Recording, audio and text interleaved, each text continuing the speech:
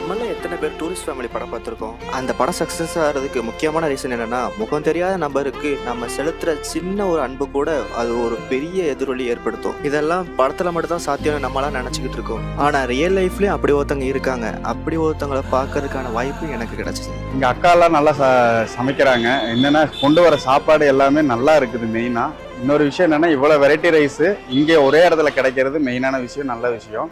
அதே மாதிரி பட்ஜெட் ஃப்ரெண்ட்லியாகவும் இருக்குது. ஆஃப் சாப்பாடும் இருக்குது, ஃபுல் சாப்பாடும் இருக்குது. எனக்கு இங்கே பிடிச்சது பார்த்தீங்கன்னா சாம்பார் சாதமும் மீல்ஸும் தான் பிடிக்கும்.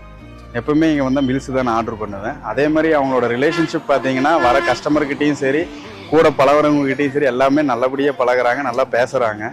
அதே மாதிரி இங்கே வந்து எப்படி ஒரு விஷயம்னா, அவங்க கடை நம்ம கடைங்கிற மாதிரி கிடையாது. இங்கே வந்தோம்னா நாங்களும் சர்வ் பண்ணிக்குவோம், நாங்களே எடுத்து போட்டு சாப்பிட்டுக்குவோம்.